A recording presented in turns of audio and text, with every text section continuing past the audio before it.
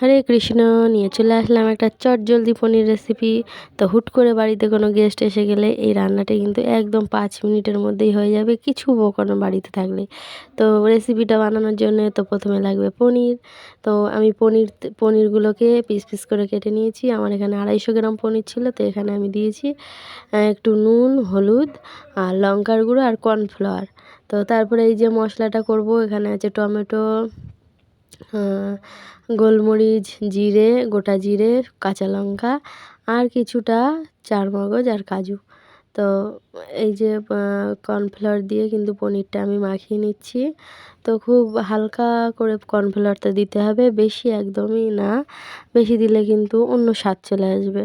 তো একদম হালকা করে গায়ে শুধু জাস্ট একটু লেগে থাকবে। তারপর এই যে আমি মশলাটাও কিন্তু পেস্ট করে নিয়েছি। এবার আমি কড়া বসিয়ে দিলাম, কড়াটা আমার গরম হয়ে গেল। যেহেতু এটা কার্তিক মাস, সেই জন্য আমি সানফ্লাওয়ার অয়েলে করছি। তো আপনারা আপনাদের পছন্দ মতন তেলে করবেন। তো এই যে আমি তেল দিয়ে দিলাম, দিয়ে পনিরগুলোকে এবার একটু ভেজে নেব, ভালো করে লাল লাল করে ভেজে নেব। তো পনিরগুলো আমি ভেজে নিচ্ছি, নিয়ে পনিরগুলো তুলে রাখবো। তো এই যে দেখুন, আমি পনিরগুলো কিন্তু সব দিয়ে দিলাম। তো পিসটা একটু বড় বড় রেখেছি। পিসটা বড় বড় থাকলে কিন্তু বেশি মানে ভালো লাগে খেতে, দেখতে।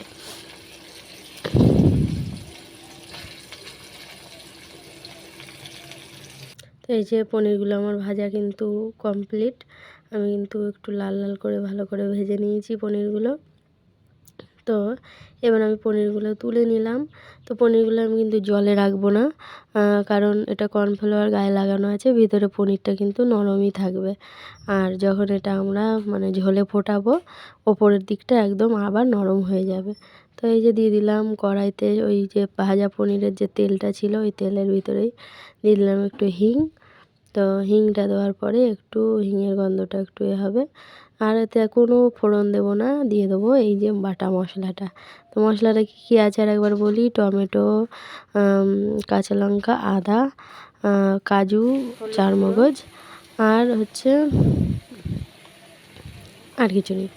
তারপর দিয়ে দিলাম একটু লবণ, হলুদ, জিরে গুঁড়ো, কাশ্মীরি লঙ্কা গুঁড়ো আর সামান্য একটু চিনি।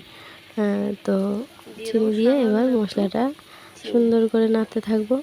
তো আপনারা একটু মশলার নাড়ার আওয়াজ শুনুন। মশলা কিন্তু কষানো কমপ্লিট, দিয়ে দিয়েছি পনির আর ওই যে মিক্সিতে ধোয়া যে জলটা।